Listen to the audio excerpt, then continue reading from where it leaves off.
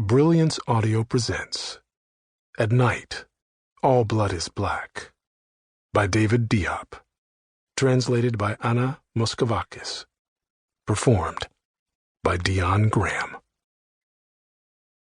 In the trench, I lived like the others. I drank, I ate like the others. Sometimes I sang like the others. I sing off-key and everyone laughed when I sang. They would say, "You're Diaz, you can't sing." They made fun of me a little, but they respected me. They didn't know what I thought of them. I found them foolish.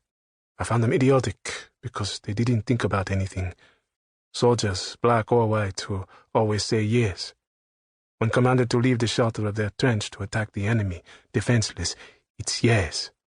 When told to play the savage, to scare off the enemy, it's yes. The captain told them that the enemy was afraid of savage Negroes, cannibals, Zulus, and they laughed. They're content if the enemy on the other side is afraid of them. They're content to forget their own fear, so when they leap from the trench, their rifles in their left hands and their machetes in their right, hurling themselves out of the earth's belly, they do so with eyes like madmen. The captain has told them they are great warriors, so they love to get themselves killed while singing, so their madness becomes a competition. A Diop would not want it said of him that he is less courageous than an Indiaye, and so the minute the sound of Captain Armand's whistle commands him, he leaps up from his hole and screams like a savage. Same rivalry between the Queitas and the Sumares.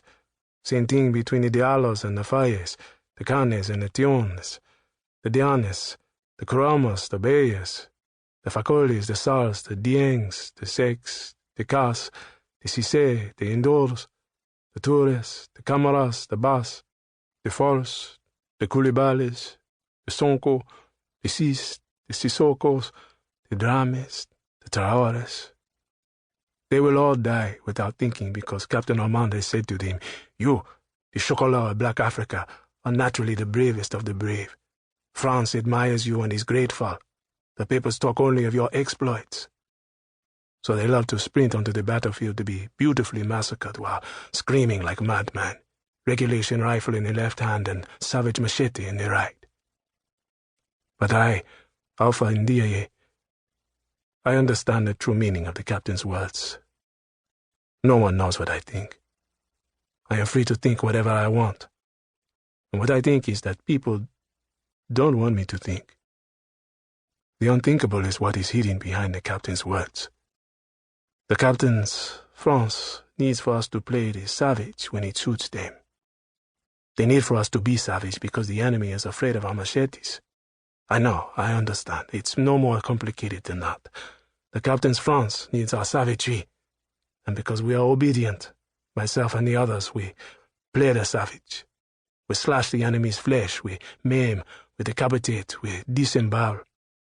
The only difference between my friends, the Tukulur and the Serere, the Bambaras and the Melinkes, the Susu, the Hausas, the Mosi, the Marcas, the Soninkes, the Sonofos, the Bobos, and the other wolves, the only difference between them and me is that I became savage intentionally. They play a role only when they call out from the earth, but I play a role only with them, inside our sheltering trench. In their company I laughed and I even sang off-key, but they respected me. As soon as I left the trench, sprinting, as soon as the trench birthed me and I began to scream, the enemy was in trouble. I never retreated when a retreat was called. I would return to the trench in my own time. The captain knew this. He let it happen, amazed when I would return each time alive, smiling. He let it happen even when I returned late, because I would bring trophies back to the trench. I brought back the spoils of a savage war. I brought back at the end of every battle, in the dark night or in the night bathed in moonlight and blood, an enemy rifle, along with the hand that went with it. The hand that had carried it, the hand that had gripped it, the hand that had cleaned it, discharged it, and reloaded it. So when the retreat was sounded, the captain and my trenchmates who had come back to bury themselves alive in the damp protection of our trench asked themselves questions. First, will Alpha Indiaye come back to us alive?